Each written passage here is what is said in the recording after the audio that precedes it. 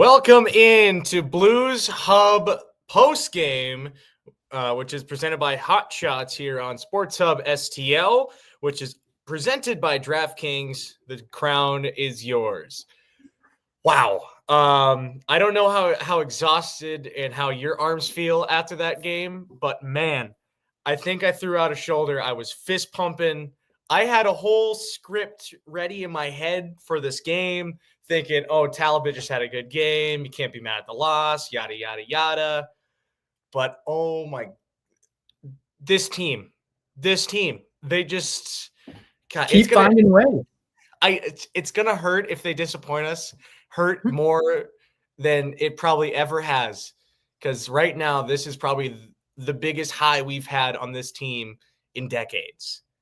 Since really, it could potentially feel like when the Cardinals went on that win streak and, they didn't go on to win the World Series, but that ride along the course of the end of the season there was just so electric. Like, even if it culminates to absolutely nothing happening in the playoffs, it'll be so worth it. Because, dude, I mean, you talk about your arms being sore. I think my soul jumped out of its body and the way that I jumped off that couch seeing that Fowler goal go in. So as soon as we tied it up with 30 seconds left in the game on a Kyrou little changeup action, sometimes that's what it takes to beat the goalie, dude. Talbot looked like he was on fire.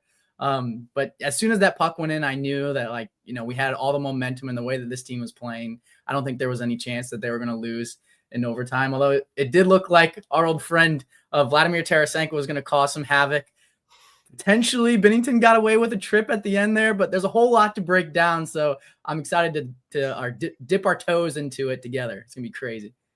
Jacob Stanoch alongside Thomas Welch, and Thomas, this obviously, like we said, this was just a fantastic win, and this was, again, the win. This is a win I think goes back on a theme that I've talked about the most. We got short time here today. Obviously, the Cardinals game wrapping up here soon. But obviously, like I was saying, the theme that I was thinking about the most, and it just showed the most with this game, is resilience. This team has been resilient. And my whole thing was, obviously you can't be mad at a loss. That's going to happen in a lot of these streaks. You're going to have these situations. They're going to have eventually they're going to have losses at some point. And you can't be mad at them for having the, eventual hockey loss that just happens. And that's just the reality of the sport.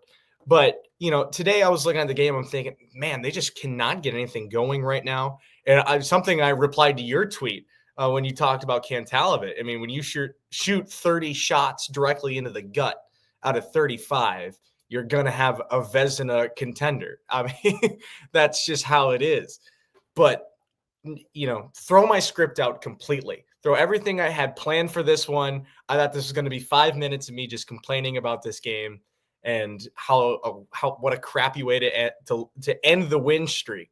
But instead, I think I've said enough at this point from what they've done. This is a team that continues to prove me wrong day in, day out. And as much as I'm a diehard fan, they keep pulling me back. And even in a season like this, man, what can you say about it? But I feel like resiliency is definitely the theme of this game. Scoring the game time goal with 30 seconds left and then, going into OT and just taking care of business, that is the bread and butter of this team. And we know that they've shown us time and time again throughout this stretch, throughout this run, throughout this win streak, 10 games. That's crazy. They're going for 11 against the Penguins. That's actually insane to think about, that we would ever even get close to this season. I can't even wrap my head around it.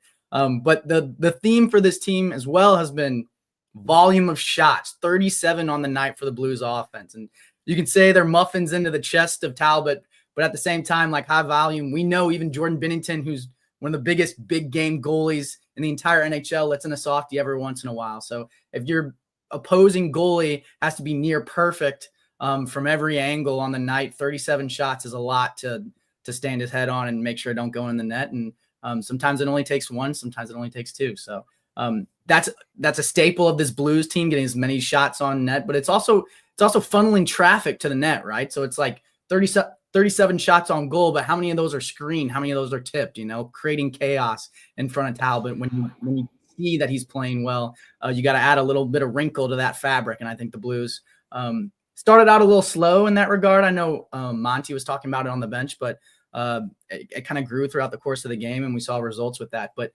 again, less than 30 shots on goal from the opposition, just only 21 on the night for Detroit. I think that goes to show you that this Blues defense, even without Colton Parayko, means business. And that bodes well down the stretch for the playoffs and playoff series. And I think, again, like you talk about the defense, I feel like that's just been like a broken record for us, not just these past 10 games, but ever since the Four Nations break. That has just been something we've talked about night in, night out. And again, you look at today's game where, obviously they give up a good handful of grade A chances, but by good handful, I mean probably 5 or 6. And the rest of that are just easy shots for Binnington to save, who also, on a majority of those grade A chances, made some fantastic saves tonight. And I think that's another thing you got to talk about with this Blues side. I mean, again, every single night we have something that we could talk about for 40 minutes, hour and a half. Heck, we could probably talk until midnight for all I know. But Binnington, Hofer, both of them with over 930 since in this past 10 or this past streak here.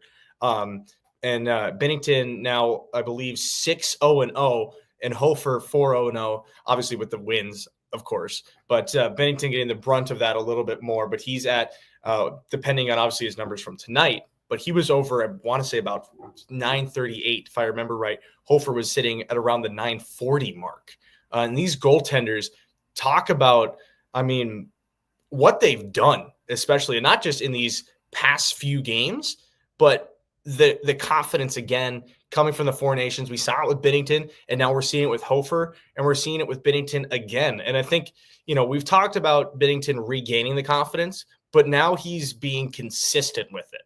And that's something I think is even better to see from just, he had a handful of good games to now he's stretching together 10 plus great games all in a row.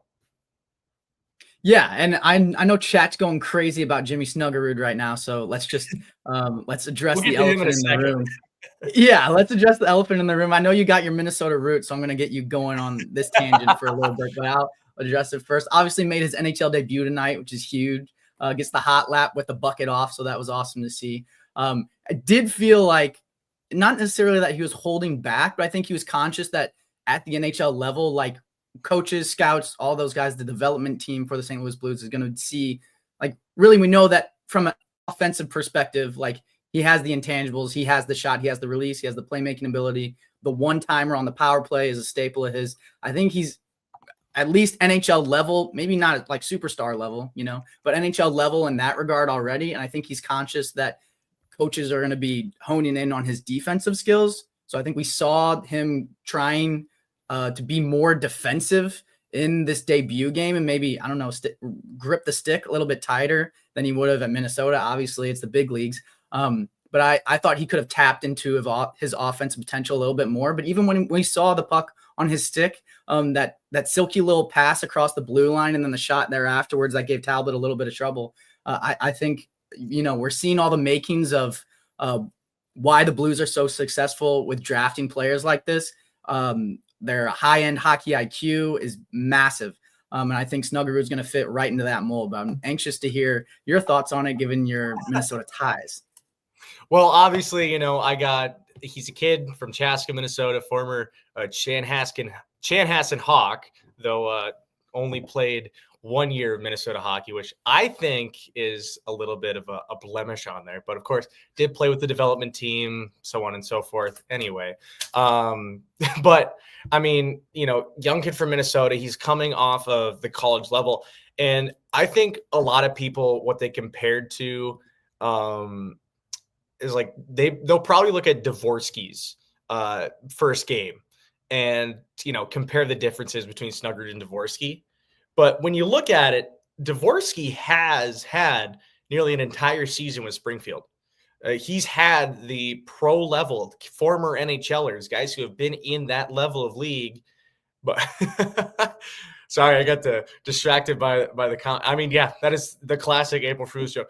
The slight tangent before I get back to it. There was so many things floating around the world of sports today that there was some big news and also obviously the fake news. It was a fun day for sports. But getting back on the Snuggerud thing, you look at, Dvorsky, he has had, like I said, almost an entire season with Springfield in the AHL with the level, like NHL level talent, pretty much. Snuggerud's coming off of, his third season at the college level. That is a completely different level. Obviously, I cover college hockey. I grew up around college hockey, and he lost. Just want to throw this out there. He lost to my hometown team in the Bemidji State Beavers earlier this season. Obviously, well, the Gophers did, but he was there in Bemidji when they lost. Just throwing that out there. So it's a different kind of thing. These are a completely different atmosphere when you're jumping up from the 3M Arena, which is obviously a massive arena in itself, to quickly all of a sudden playing in the Scottrade Center, or excuse me, the Enterprise Center. Still trying to get that jump over. But playing here at the Enterprise Center and getting the full crowd size feel to it, that full NHL atmosphere, there is a difference. And to be honest, it's like the same thing for like comparing the NFL to college football. It's a completely different atmosphere. And the level of play, the style of play, the aggression. And I think that was something that threw Snuggerud off a bit. Something I've noticed a lot is, you watch college hockey, they're typically a lot more of aggressive, physical style of play. The NHL, not so much, which of course isn't a bad thing, but there's a little bit of that difference. And I think Snuggerud had to adapt to. In the NHL, the downside of it being less physical, you lose space because they're more focused on stealing the puck and moving the puck than they are making hits and trying to disrupt plays. Now, at the college level, there's guys, I've seen it many a times where you get a winger and a center right at the neutral zone, crashing on one guy, just dumping the puck in, and all of a sudden you got a lot more open space. That's something that a lot of these college guys aren't used to, jumping right into the NHL level. That being said, I thought Snuggerud overall, for a first game, I thought he did well. He got his welcome to the NHL moments, got a couple of good hits against him, but he made some good plays. And he was able to keep the puck alive, made some good plays, just, good simple plays, keeping the puck alive in the zone, getting down low in the corner, doing all that fun stuff. And I thought overall a great NHL debut just to get started for Jimmy Snuggerud. So now moving on to our next topic, with the Blues winning, it's looking imminent that dome is going to be shaved. We've talked about it more and more. And again, that never fails to crack me up. There's some days where I see it again and again, and I just want to retweet it over and over and over again, because that is got to be the greatest thing you've ever posted. And man, is it looking imminent. That's one hell of a visual, right? I did not think that was going to come to fruition when I made that Photoshop. Also made that Photoshop in like 30 seconds, if you couldn't tell. I did it on my phone instead of the actual program. So I was going to say, yeah, a little off. Yeah, oh, for sure. Yeah, I just ripped it off of somebody else's head and threw it on like a helmet. That's pretty much what happened there. But the chat's kind of popping off about Jordan Kyrou's hit in, I think it was overtime, or maybe late in the third period. But I feel like this conversation about Snuggerud is a perfect segue, or complements that perfectly, because we saw Kyrou. It was kind of the same kind of archetype or mold as Snuggerud was early on in his career. And like the second he comes up to the NHL level, I mean, you talk about a guy getting ragdolled and thrown around. Like, guys took liabilities on him like nobody's business. And we saw that with the way that the Red Wings were just clobbering Snuggerud tonight. Like you said, just kind of welcome to the NHL moment. But I think give Snuggerud like an offseason lifting program that's NHL level, give him a couple of years of development. And even as early as next season, we could see a completely different player. I think, like you said, it kind of rattled his cage a little bit to see these full-grown men just absolutely flying at you full speed and, potentially burying you into the boards. Like, that's intimidating, especially in your first NHL game on a team that's on a 9-game win streak that's trying to scratch and claw its way into the playoffs. So I think, yeah, just give him time. We see the potential there. We know what he's capable of. He went back to school to develop some more leadership skills, and obviously, like we talked about with the hockey IQ, like that's crucial for any players on the St. Louis Blues. And Doug Armstrong was actually on Spittin' Chicklets, so I listened to that episode today, and he was talking about Snuggerud and how the Blues wanted him to come to their team last season. He said, "No, I'm going back to Minnesota," obviously. And Doug was like, "Oh, I don't know. Like, we kind of think you're ready." And he actually said now, looking back on it, he agrees with Snuggerud and was happy that he did go back. So I think he's making all the right choices. I think he's going to look at the film from this game and kind of, go from there. We give him time to develop. But I do think the future is bright for the St. Louis Blues and specifically for Jimmy Snuggerud. So let's talk about this game here today. The Blues, obviously, to me, it seemed like they had a good jump to the start of the game, and then it just kind of slowed down. And something I've seen a lot, where they just kind of, when you don't get anything going, you kind of get the morality going, and then that gets that kind of the I guess the push going to get through some of the game. And you kind of saw that. I kind of saw that through especially the last bit of the second and the beginning of the third, and then that final push with that aggressive empty net push by Monty right with 3 minutes left, which had me saying, "What the hell are you doing?" To then proceed to say, "Oh, maybe it was a great idea," because they did get some offensive pressure. The power play seemed okay, especially against right now one of the league's worst penalty kills. I think they're ranked 32nd. Yeah. Yeah. Which was certainly one that, to me, and again, I said it before, it just seems like some of the power play goals are just kind of like, oh, they're just getting them out of almost luck, or they get the one simple play out of, a minute and a half of not being able to set up cleanly. And today, it, again, kind of something like that. I'd like to see the special teams progress a little bit more and just kind of get back to what we saw coming out of the break. But looking at some of the stats, obviously we mentioned the shots on goal. Blues for one of the first games, though, where they've had a lot of shots compared to just the few given up. Win the face-off game again, win the hittings, neck and neck of blocked shots. And again, statistically, relatively close game outside of the shots. But to me, it felt like it was a game that they dominated, just couldn't get anything going until that last minute and a half. Yeah, and that's why I didn't really necessarily disagree with Monty being aggressive there, is because it feels like we've got scored on so many times in the last minute of a game throughout the course of this stretch and win streak, and since the Four Nations break, that we've kind of been due. So with the pressure leading into that, it felt like, if you get 3 minutes of an extra attacker plus the, I think, 3 power plays that we had against one of the worst penalty kills in the league, it was only a matter of time before we found the back of the net. And thankfully, Jordan Kyrou did that, assisted by Cam Fowler and Dylan Holloway, who finds himself on the score sheet again. And then Robert Thomas gets the assist on Fowler for the OT winner. So Robert Thomas continues to not only be the best player on the St. Louis Blues, but literally statistically one of the best players in the NHL. I think like top 5 or top 3 since Four Nations, which is crazy. That's why I love him.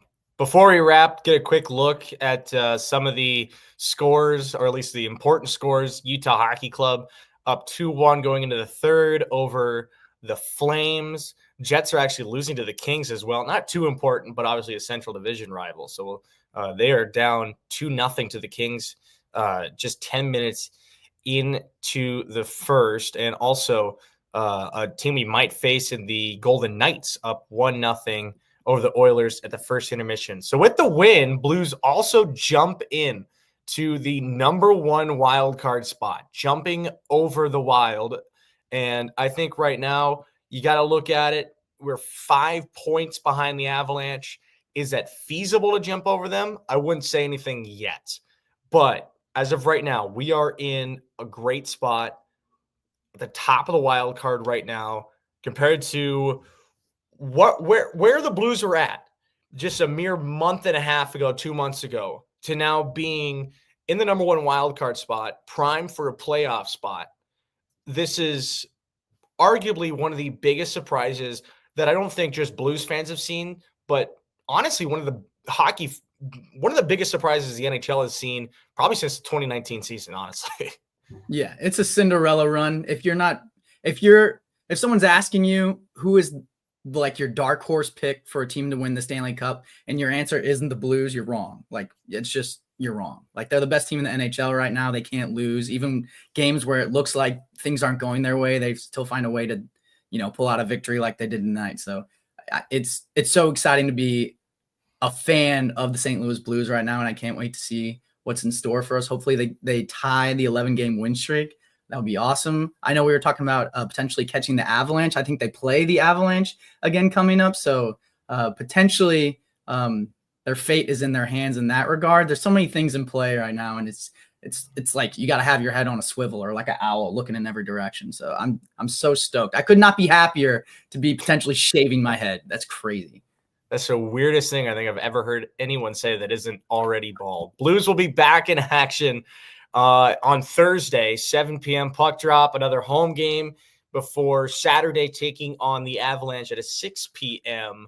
Puck drop, another home game as well. So 2 big home games coming up, one again against the Penguins again, and then another big one against the Avalanche coming up soon as well for another Central Division tussle.